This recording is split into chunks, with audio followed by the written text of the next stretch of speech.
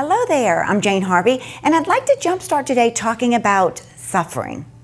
The other day, my son told me he wished, as a parent, I would have better taught and prepared him to handle suffering.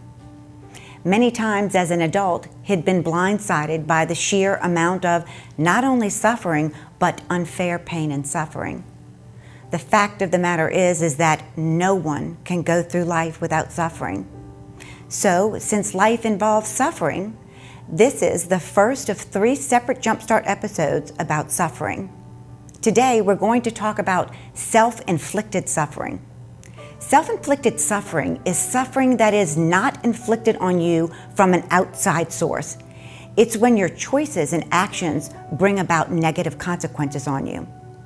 Crystal Wood said, "Of all the heartache I will ever know, only some of it will be real. The rest I will create." There is such truth in that. Bad habits, smoking, overdrinking, taking drugs, being a couch potato cause self-inflicted suffering. They might relieve stress briefly, but the reality is they are false friends and gradually erode the health of the body. Lack of self-discipline is self-inflicted. Without being self-disciplined in your eating habits and exercise, you'll have less energy, won't live as long, and are more likely to get sick. If we're not willing to put needed disciplines into our lives, we inflict costly suffering on ourselves. And what about anger? When there's anger, there's always pain underneath. And do we not constantly compare ourselves to others and set totally unrealistic goals?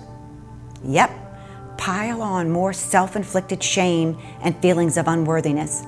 So today, let's ask Him to help us begin to see all the ways we cause self-inflicted suffering in our life.